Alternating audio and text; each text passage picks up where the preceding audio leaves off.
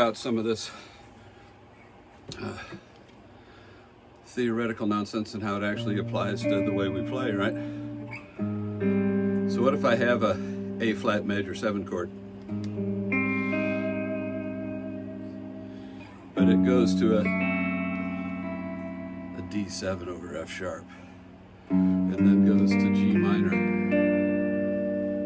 and then goes to F minor, to B flat, to E flat over G, back to that D7 over F sharp, to a G minor or a B flat over F,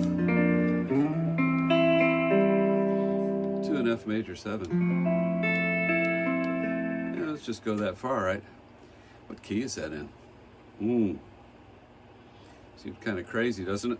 A flat, well, a D7 is a 5 of G minor, right? F minor to B flat, to E flat, back to that 5 in G minor, and then it ends up in C over E. Then it goes to an F major, and then it's an F sharp half diminished to a B7 to an E minor. So this is chord changes to the song by Steve Swallow called Falling Grace. And I think this thing broaches a subject that people keep talking about. The key signature that it's written in is C, right? No sharps or flats, but the first chord is A flat.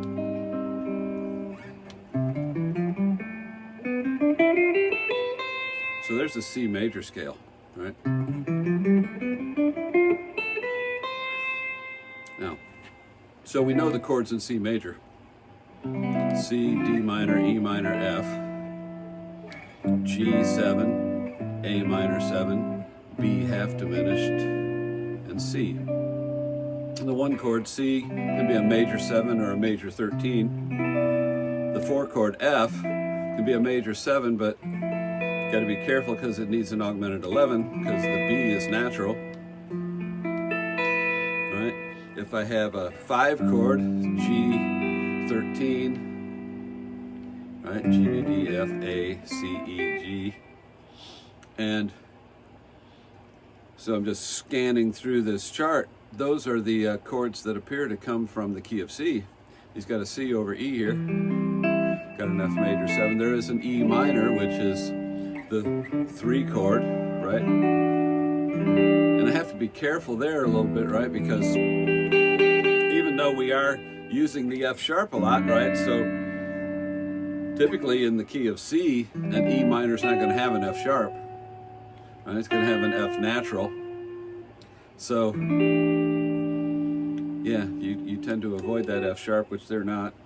A minor 7 to D7 goes to G major 7. So now all of a sudden we seem like we're in G major. And then the bridge goes to C minor, C sharp diminished, to a B flat over D, to an E flat, to an E half diminished, to an A7.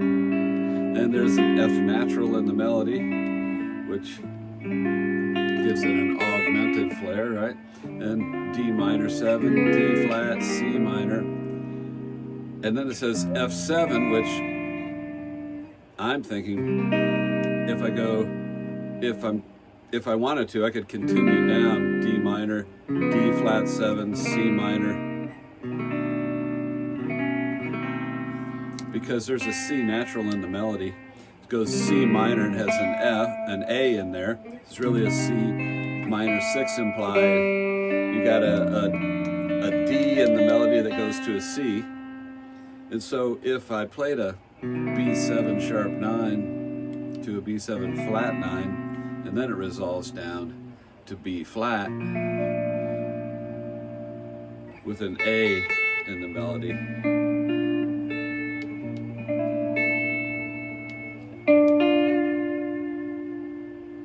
And then it goes to E flat, and it's back to A flat. And if you end it, it ends in D flat with a C in the melody, the major 7. So, begs the question, where are all these chords coming from? And why is it written in the key of C? And if you go back to a book. Yeah. You know, people,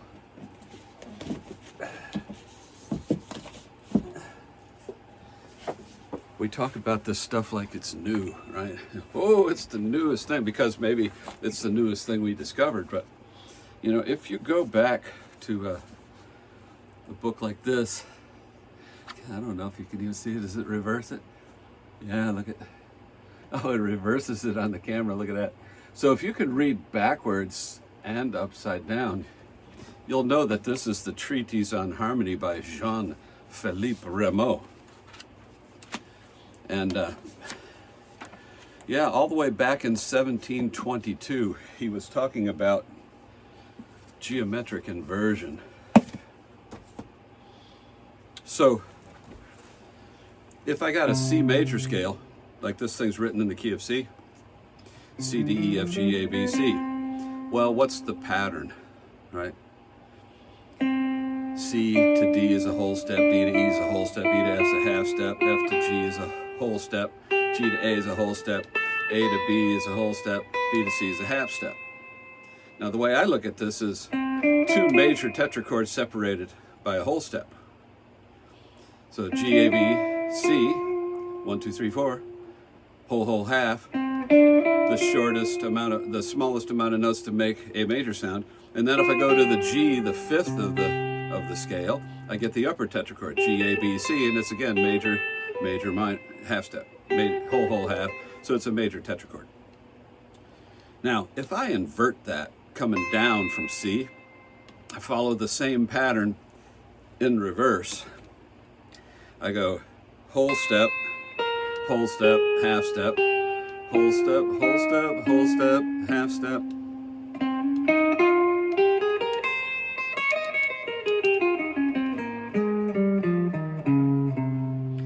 And so the geometric inversion of a C Ionian or a C major scale is the C Phrygian scale.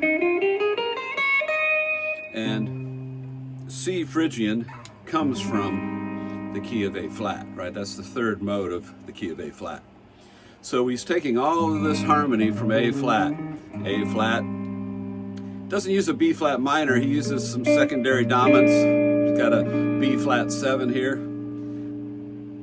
He's got, down here he implies, he's got a C minor, he implies that it's a minor 6, but in the melody, but he's got a C minor to an F, to a B flat, to an E flat, to an A flat, to a D flat, which is just a straight back cycle in the key of A flat, right?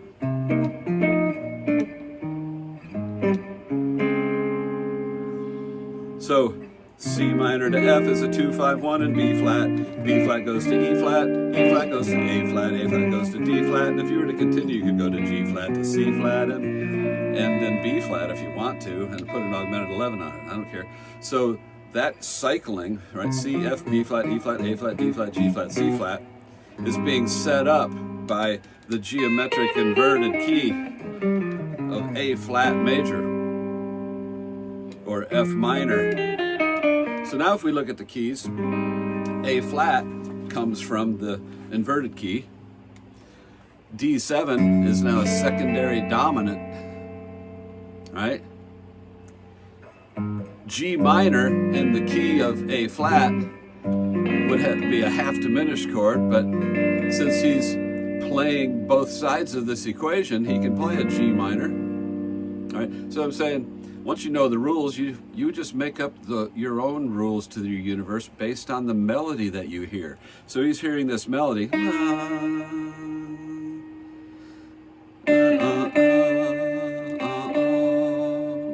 right.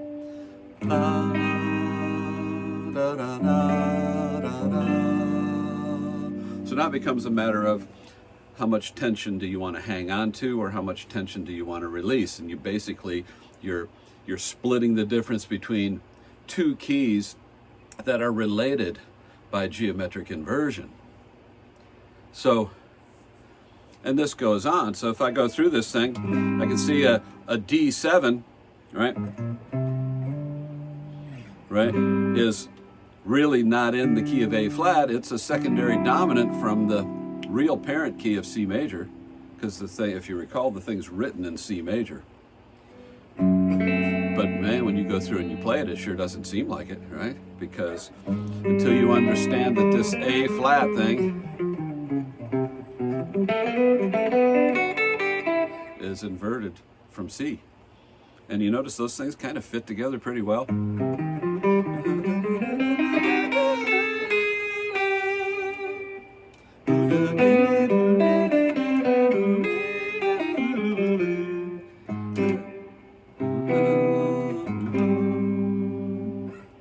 So, D7, going to G minor, now going to F minor, to B flat, to E flat, back to D, back to G minor, up to a C over E, to an F major 7, there's the 4 chord from C, right? F sharp half diminished to B7 to E minor. That's the 3 chord from C, but we set it up by doing a 2-5-1 as if E minor were a 1, but we're not really in E minor, right? And now I got a 2-5-1 like I'm in G.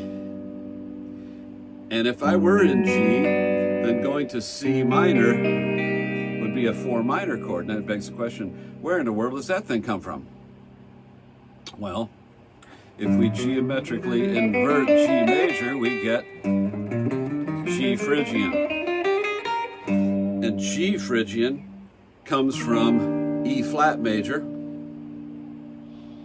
And E flat major is the parallel, right? It's, if I were in C minor and E flat major are relative, right? So E flat is a kind of a parallel major to, right, C major, because it's related to C minor. And this is why I talk about this difference between the diatonic systems that are derivative. You get a set of notes and you derive all your chords from that group of notes.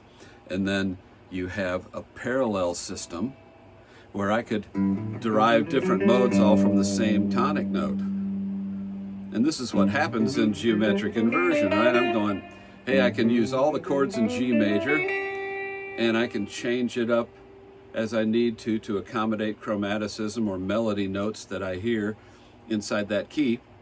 Or I can use all of the chords from the key of E flat, F minor, G minor, A flat major. So maybe that A flat major at the top really came from his choices in the bridge. I don't know. Or maybe, you know, what came first, the chicken or the egg, right? When Steve Swallow composed this thing, did he sing the melody while he was playing bass lines? Go, oh, I like the way these bass lines sound against that melody.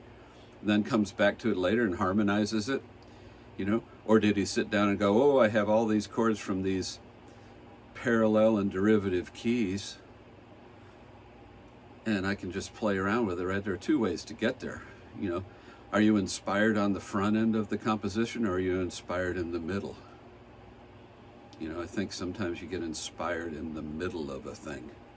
You know, you start out with a germ of an idea as a melodic line, and then you continue to play that thing out, and you either use your knowledge to complete the process, or you run into your inspiration in the middle and finish the thing because it starts to make musical sense. You know, you put the muse in the musical and then you get a tune, right? So if you don't have it at the beginning, you might work your way into it in the middle. So if you want to study some of these ideas from a musical context about geometric inversion, then you know, study a tune like Falling Grace, because it seems to be riddled with it.